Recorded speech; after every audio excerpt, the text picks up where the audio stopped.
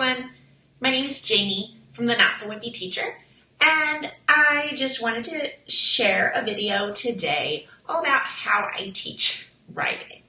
I've actually spent a significant amount of my summer teaching teachers how to best implement writing workshop through a free email course. And I get so many teachers asking me questions about how to make writing work in their classroom. And so I thought a video might be the answer. So I hope this will help you. I teach writing in a writing workshop model. And this means that we have explicit writing lessons in my classroom each day.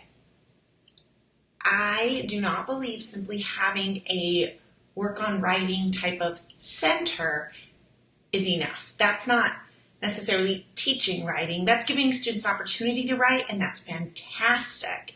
But if that's the only writing instruction they're getting, then they aren't going to grow nearly as much as you would like to see them grow. And so I teach in a writing workshop model, which means that our writing time starts every day with a mini lesson, and then students have a significant amount of independent writing time, followed by share time. So I'm going to go through each of those parts of my lesson today, my video, to give you some tips and ideas about how to make it work for you. All right, so this is a look at like an ideal writing workshop schedule. I understand that we're all very limited with our classroom time. I am very careful that reading, writing, math receive the bulk of my instructional time, followed up by science and social studies, which can also integrate some reading and writing. I try very hard to eliminate things like transitions and other classroom activities that might be fun, but take away from the time that I need for our primary subjects. So whenever a teacher tells me I only have 10 minutes to teach writing, my advice is really to look very carefully at your schedule. Are there areas that aren't necessarily pushing your kids towards the standards and skills that you need to be pushing them towards? Is there any transition time that could be shortened or eliminated? I love to have a 45-minute writing block. And some teachers even have 60, and that's wow. But I love a 45-minute writing block. Anything less than 30 seems like it's going to be extremely difficult for you to get all the standards and skills in. But we have to learn to just make what we have work, because that's what we do as teachers. So I'm showing you what I think would be an ideal amount of time, but you may have to change it based on your classroom needs. So mini lesson, we start off first. I like mini lessons to be about 10 minutes. Towards the beginning of a unit, my mini lesson might be a little more like 15 minutes because the skill is new to students. But as we move into the unit and we've already kind of learned the basics of the skill, my mini lessons can start to get shorter. Short is key. I'm going to talk a lot more about mini lessons in just a minute. After the mini lessons, students have independent work time where they are working on their own piece. This is not prompt writing. In writing workshops, students are working through the whole cycle, which means coming up with their own topic. And that can be tricky for us as teachers. So I have some tips and tricks to make this work for you. But if you'll notice in my schedule, work time is the majority of our writing time. And that's how it really should look in a classroom, is that your mini lesson is short, your work time is long, and your share time is even shorter, okay? But I do have a share time every day. I have had share times that didn't go well, and I've learned a few things. I'm going to share with you what I have found works best in my classroom. All right, let's start with mini lessons. Okay. When I first started teaching, I had a wonderful mentor who I could not have made it through without. And she was a phenomenal writing teacher, and I was not. And I would go to her just in tears, like, how am I supposed to teach writing? They gave us an hour in our schedule. An hour? And I had no clue what to do. And she said, oh, it's simple, Jamie. All you do is have them write something for you. You look it over, see which skills they need, find a mentor text that shows them those skills, and then let them write. That sounded easy to her, and she was so great at it. But that sounded so overwhelming to me. Like, I'm just going to read all the writing and just know what to make mini lessons about and just know what mentor text to use. I stunk at writing for a long time while I was trying to figure this out. So I have adapted the writing workshop just a little bit to work best for me and my students, okay?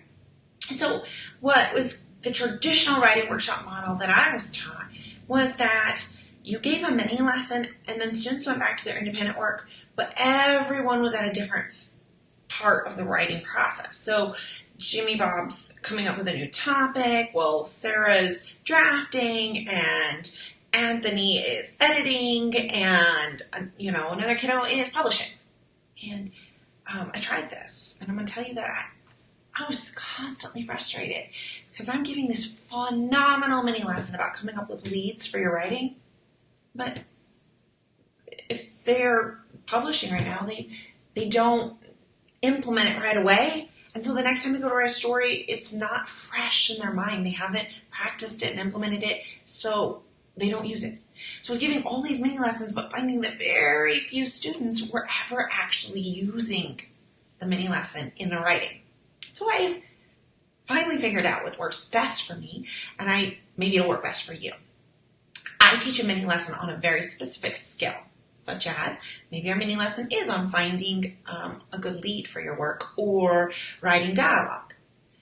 After I teach that mini lesson, all my students will go back to their seat and implement that skill into their piece. I'm going to talk to you a little bit how that works when I get to the independent part, but the important part about my mini lesson is that I have chosen a very specific skill, and I do it in a logical order. So I start my unit with an on-demand writing sample where I give them a prompt and I ask them to write, and that's always my first lesson.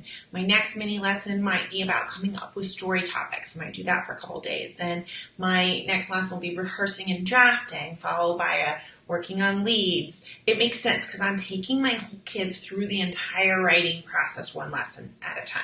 Okay. It's important. It's a very specific skill because when I was a new teacher, I'd be like, wow, the writing just stinks. So I'd sit down and be like, hey guys, don't forget, good writers have transitions and good writers have introductions and conclusions and really descriptive words. Don't use the word like, okay? Now go write. It didn't work because I wasn't really diving into one specific skill. So instead of telling them what all the skills good writers do all at once, you take one tiny one and you dive in deep and you let them practice that one tiny skill, and then you keep adding on day by day, okay? Let me show you a little about the things I do during my mini lessons.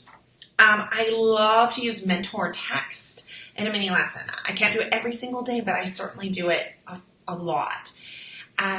You can get lots of great picture books that are good mentor text, especially for narratives and opinions. And then Informational, Gail Gibbons. There's so many great books out there, and I love to use them. But if you're new to teaching writing, don't have a huge classroom library, that's expensive, or it's a lot of time spent in your school library. And so I do mix in books, but I have found what works even better for me is using mentor text passages. Okay, so I wrote passages that match the skills I'm going to teach. This one here is called Blackberry Picking with Grammy, and it's all about it. It's a passage I use when I'm teaching students how to generate an idea for their own story. It goes along with the mini lesson I was teaching, and it's a wonderful example of a personal narrative. This one here, my new scooter, another one that I use when I'm teaching them how to come up with different story ideas. These are different types of stories that are both personal narratives. When I'm teaching personal narrative, it's a good opportunity to teach them different types of narratives they could be writing. And one reason, or a couple reasons I love these passages. First of all, I wrote them once and now all I have to do is print them. So I'm not having to go and spend a lot of money on books when I cannot afford to, or when I don't have time to go to the library. Another thing that's awesome about these passages is that if I want to, I can make copies for my class. They can use them during reading time. They can close read this during reading if we want to. And then I'm getting even more out of it. They can then cut this and put it in their writer's notebook and highlight and circle things that they want to add to their own writing. And they can go back to them over and over when they're feeling stuck in their writing and they need a new idea, a new strategy. So they can always hang on to these. Now, I do not always print them for my students. Sometimes I just read them aloud like I would a book. Other times, I project them on a whiteboard so the whole class can see them, but I don't have to prep anything ahead of time. Just project it, and we can choral read it together. We can I can underline and circle things to show them. So lots of ways to use a passage to get more bang for my buck. And so I do love using passages for my mentor text. Another thing that I love to use during a mini lesson is anchor charts. Now, I am no artist. I know a lot of teachers say that, but then they post their anchor charts and I'm like, yeah, you kind of are. No, really, I am no artist. I can barely draw stick people. So anchor charts scared me when I first started teaching. They were just super ugly. The kids couldn't even read them because they can't write straight, okay? So I was scared of them at first, and they took so much time for me. And so when I wanted to add them into my writing instruction, I had to come up with a way that would just make it faster and still meaningful for my students. So here's what I came up with. I made my anchor charts digitally. So this one's for narrating your topic to a seed. This one's for show, don't tell. These are both from personal narrative units. So I made them all digitally. And it's awesome because I can project it onto the board. Now these ones are all filled in, but I actually made them when they're blank. That way I can project it on the board and the students and I can work together to fill in all the blanks so that we have the benefit of making an anchor chart together. I can save it and print it as a poster like this and hang it on the wall if I'd like to. I can save it and just project it on my whiteboard when necessary, when we're reviewing skills or lessons. And that's fine. Now, the great thing about anchor charts is always that the students can reference it all the time. And I never found that my students would go look at posters on walls as much. So I came up with an idea to make the exact same anchor charts in a small black and white version so that my students can keep it in their writing notebook. Now, as we're creating it on the board, my students are also filling in the blanks in their own personal anchor chart in their notebook. And I think they're hearing, they're speaking, they're writing, more likely to remember. But on top of that, they have a constant reminder, a resource they can go back to anytime they need to without having to try to read small posters that get lost on cluttered walls. So these printables are perfect for helping my students get the most out of anchor charts. Okay? They keep them right in their writing notebook. I have a tab labeled resources, and this is from my personal narrative unit. So all the resources are their personal narrative anchor charts. So during my mini lesson, I definitely hone in on a very direct skill, modeling it and showing it to them. Great ways to do that are using mentor text, the anchor charts, and printables because my students are getting a little practice. Instead of just saying, don't tell, make sure you show, they get to practice with some examples of ways to make it into a show, not tell, right on the anchor chart. Before they have to go back and put it in their writings, they have a practice time. The most important thing, though, about a mini lesson is keeping it really short, which is super hard for me because I love to talk and I can really get going. And before long, I've eaten into their independent writing time. And that's the most important part of our writing block. So I had to really work on this.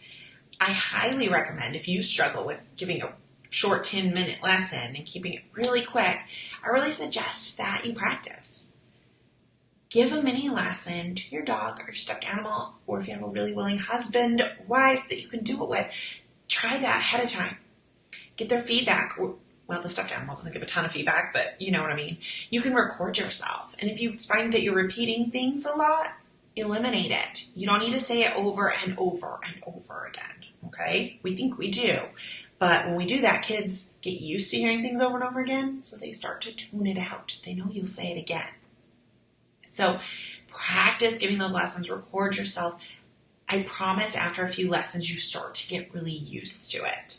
And you won't have to practice at home anymore. But at first, when you're getting used to it, practice them, okay? All right. I would say mini lessons are great. So I like maxi skirts. Maxi skirts are cute, but maxi lessons are boring. So don't be having no maxi lessons. You gotta be having those mini lessons. All right, so that's a little bit about how I give mini lessons. Again, I keep that to 10 to 15 minutes.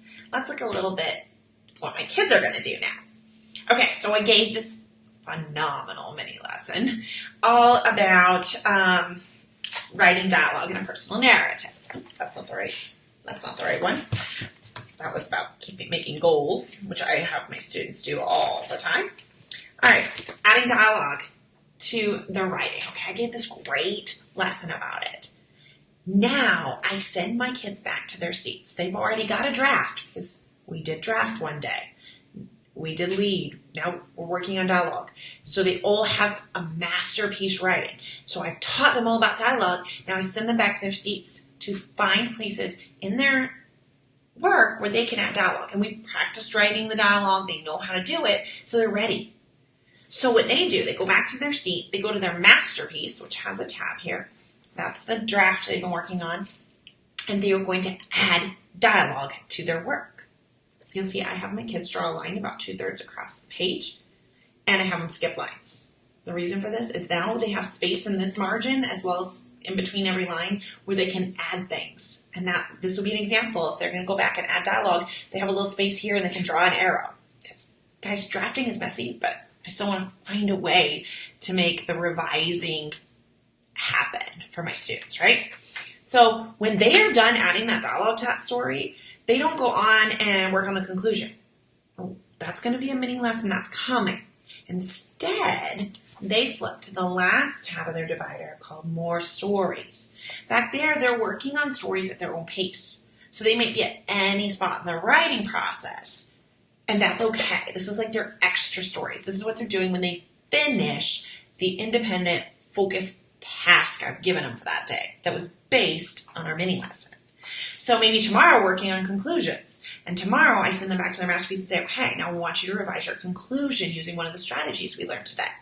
Now they'll go back to their masterpiece and they'll work on the conclusion. When they finish that, they don't just start publishing. They go back to the more stories and work through there. And they might be drafting. They might be coming up with a new idea. They could be in any place in this section. And that's okay with me. Because when we conference and stuff, it's their masterpiece story I'm going to be looking at.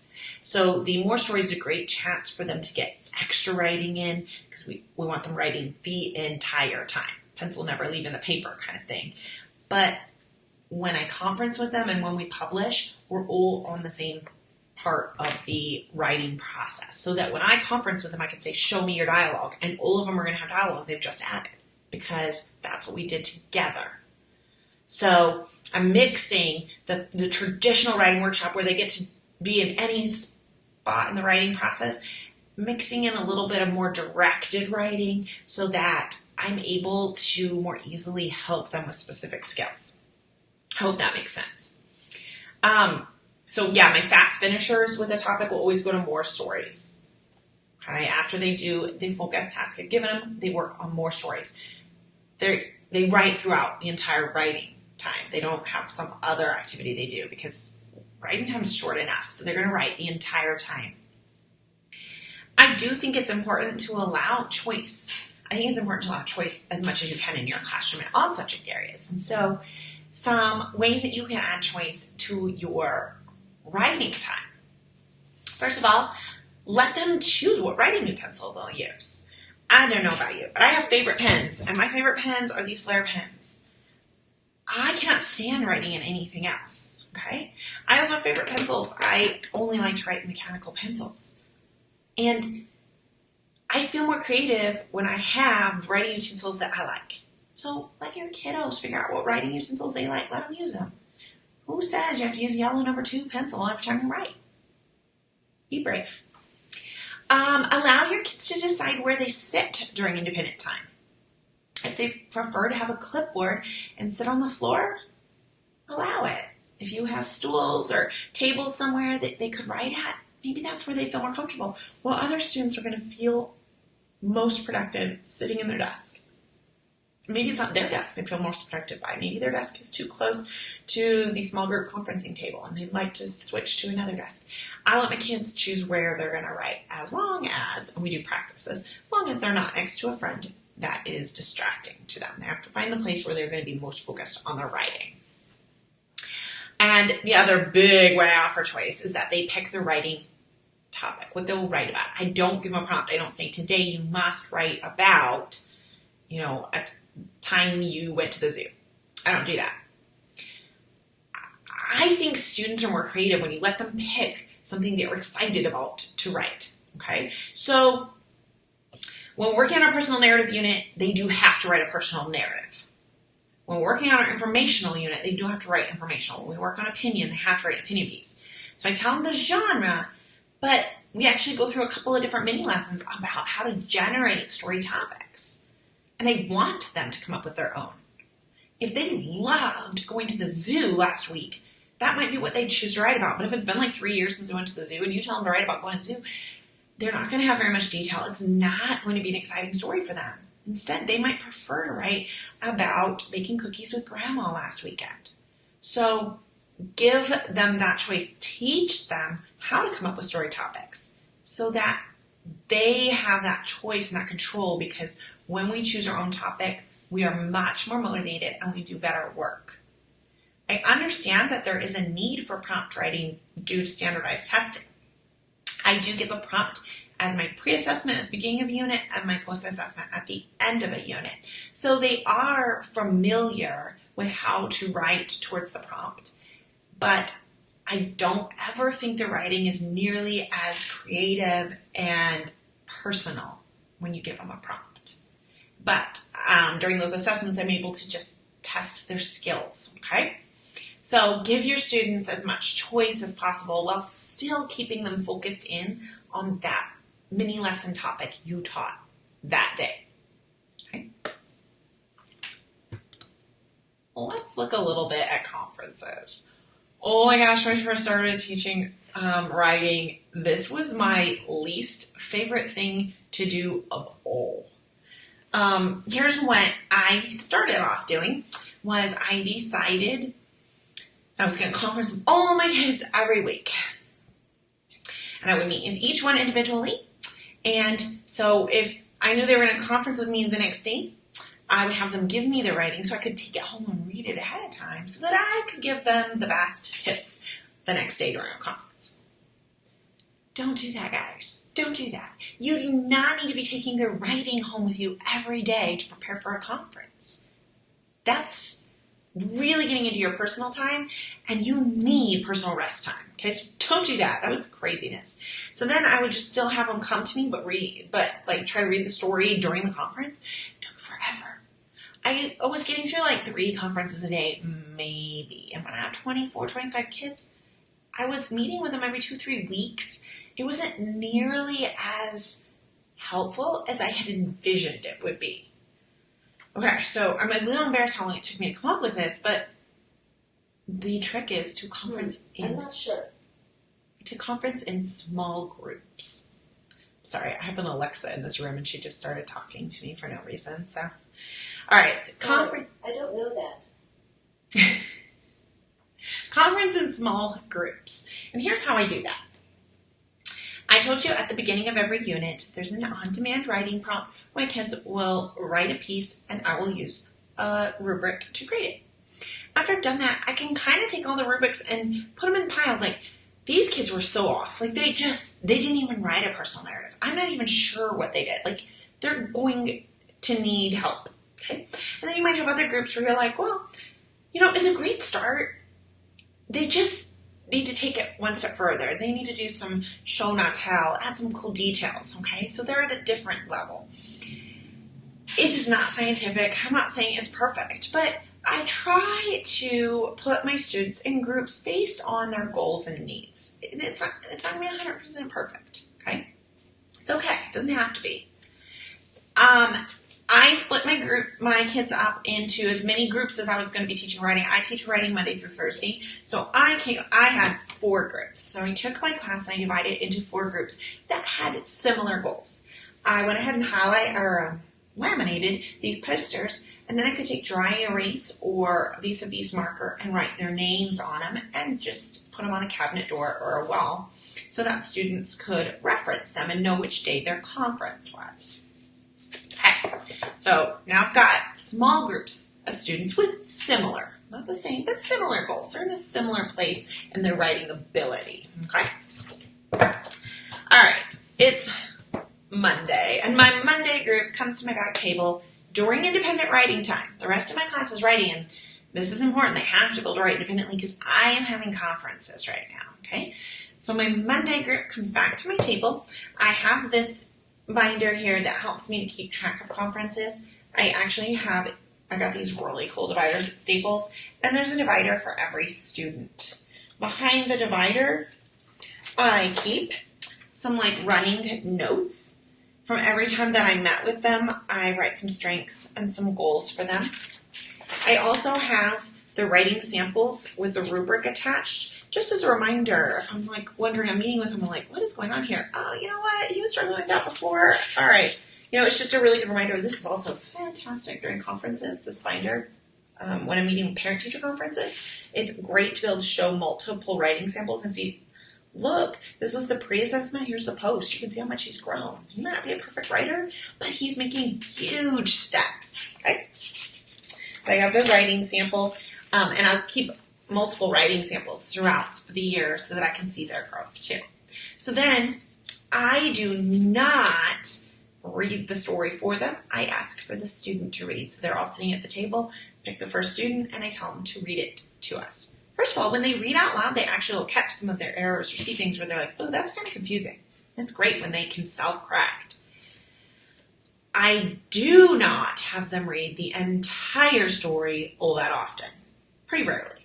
Because that just takes too long.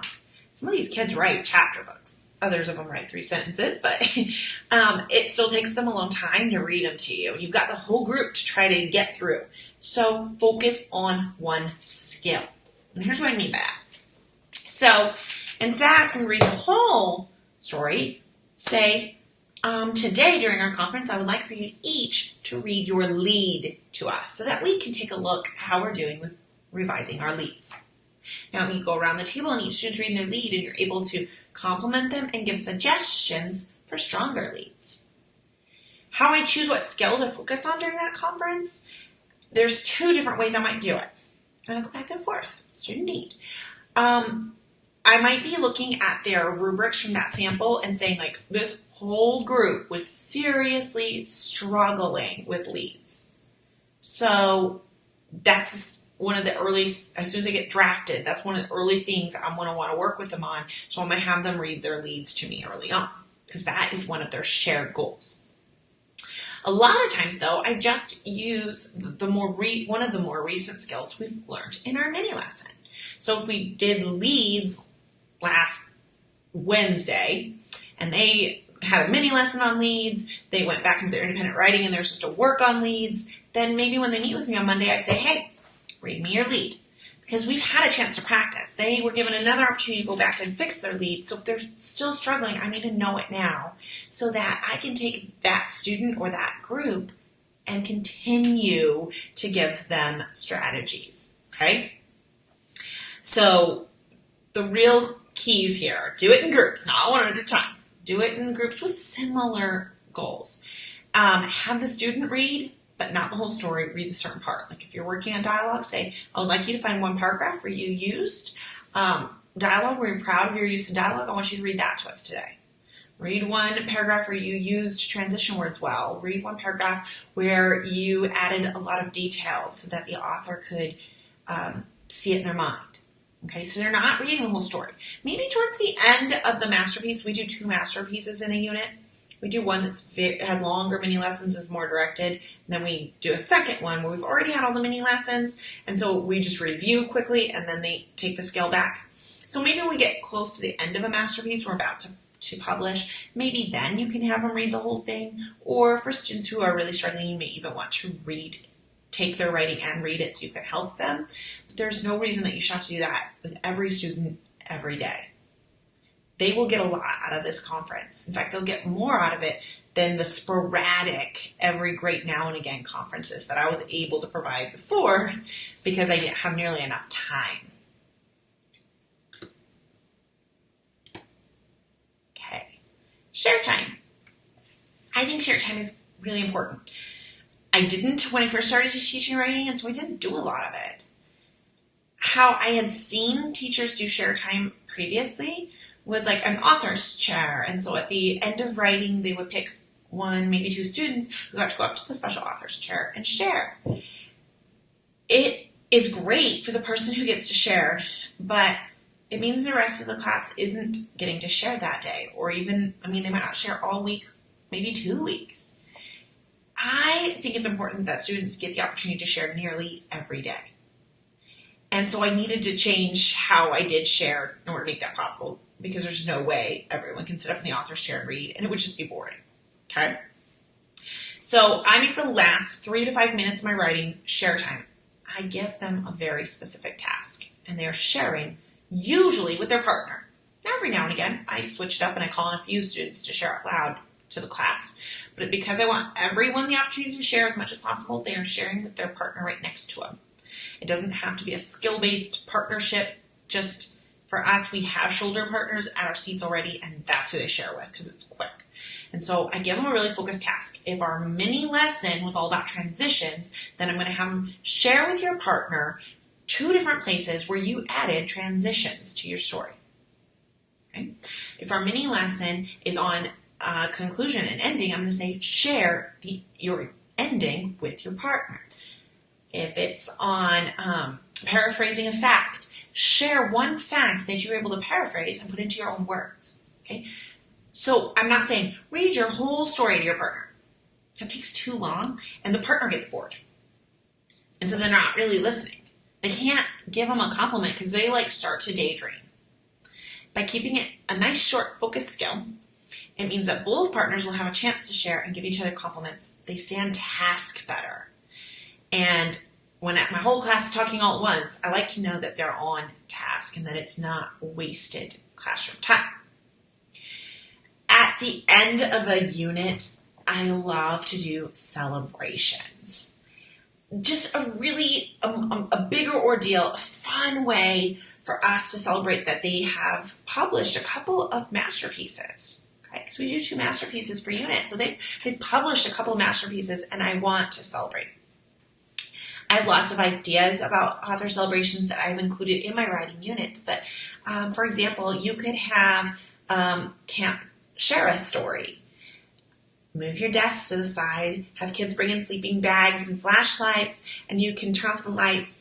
If you have a projector, you can project campfire sound from YouTube, and then have the kids use flashlights and read their stories to each other. They're all cuddled up in their sleeping bag, and it's like this big story time, and we clap for each other. We get to hear everyone's full story.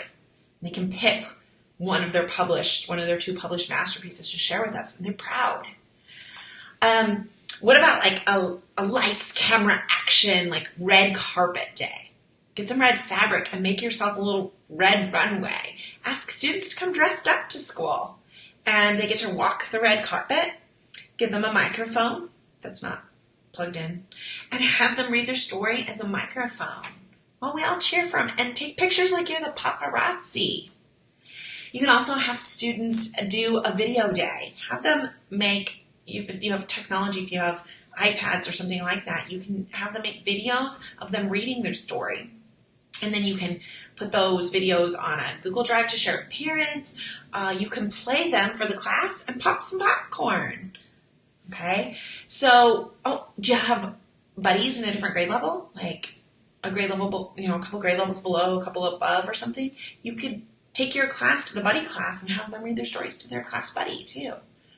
So at the end of each unit, I really like to celebrate writing. I want my kids to think wow, writing was super fun this year.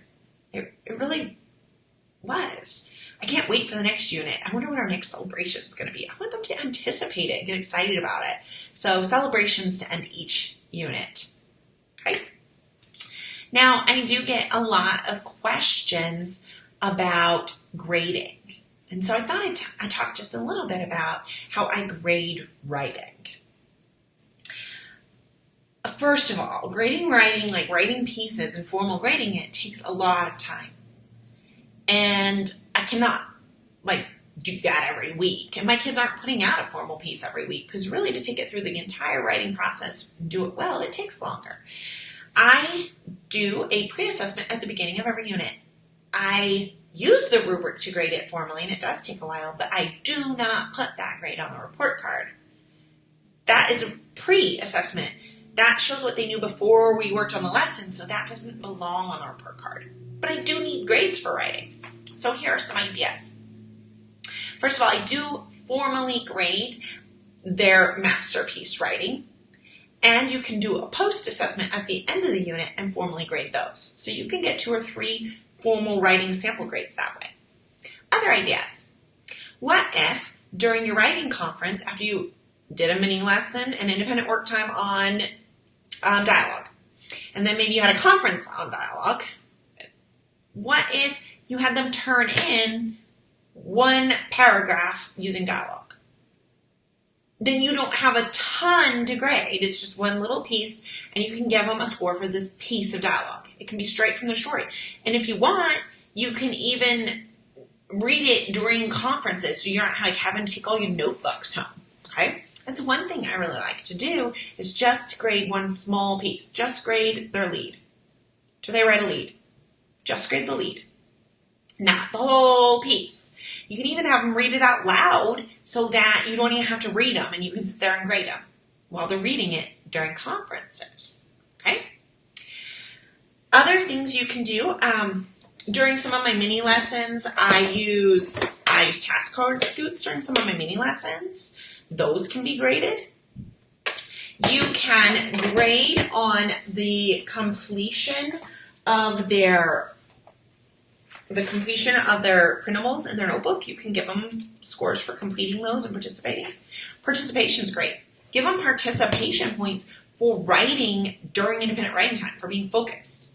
You can also get speaking and listening scores during share time. Okay? So look for creative ways that you can take grades for small pieces of the writing as well as doing participation scores and completion scores. And then mix that in with formal writing using the rubric. Okay? So that's a little bit about how I grade my work.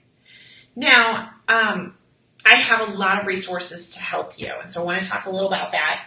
First of all, I mentioned at the beginning that I do have a free writing email course. I'm going to put the link in the description for this video. So in the email course, I talk a lot about the things we talked about here in the video, but it's a 5-day course, and you get a bunch of freebies. You get lesson plans for your first week of writing, like straight up. You don't have to come up with your first week of writing lesson plans. I did it for you.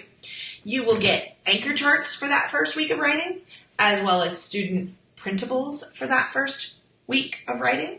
So you can see your first week is totally done for you.